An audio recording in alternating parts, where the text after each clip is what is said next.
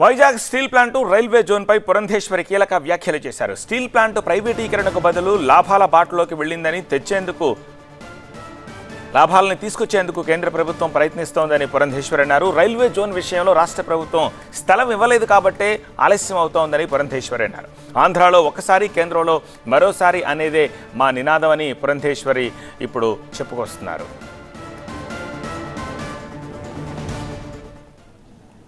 ఇవాళ మన విశాఖలో ఉన్నాం.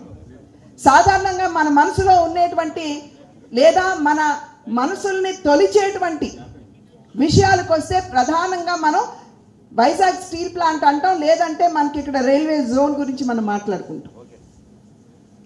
ఇవాళ ఈ వేదిక మీద నుండి నేను మీకు తెలియజేసే విషయం, వైజాగ్ స్టీల్ ప్లాంట్ దాన్ని ప్రైవేటైజ్ చేసే యోచన కన్నా కేంద్ర ప్రభుత్వం ఏ విధంగా దాన్ని లాభాల బాటలోకి తీసుకురావాలో ఆ దిశగా ఇవాళ మన స్టీల్ మంత్రి గారు జ్యోతిరాదిత్య సింధియా గారు ఆలోచిస్తున్నారు. సంతానలేమి సమస్యతో బాధపడుతున్నారా? చింతించకండి. సుమారు 90,000 జంటలకు ఆనందం నింపింది ఓఎస్ఎస్ ఫర్టిలిటీ. ఈ రోజే 7825893600 కి కాల్ చేయండి. సంతానోత్పత్తి చికిత్సపై భారీ డిస్కౌంట్లు పొందండి. గుడ్ న్యూస్ చెప్పండి. ఒక 3 రోజుల క్రితం నేను RINL ఆఫీసర్స్తో మాట్లాడినప్పుడు ప్రతి 3 రోజులకు ఒకసారి వారి డాష్ బోర్డ్కి ఇక్కడ ఈ మన వైజాగ్ స్టీల్ ప్లాంట్కి సంబంధించినటువంటి సమాచారాన్ని ఎప్పటికప్పుడు వారు తీసుకుని దాని మీద సమీక్షిస్తూ ఏ విధంగా లాభాల బాటలోకి తీసుకురావాలో వారు ఆలోచిస్తున్నారు. ప్రైవేటైజేషన్ గురించి ఇప్పుడప్పుడు కాదు.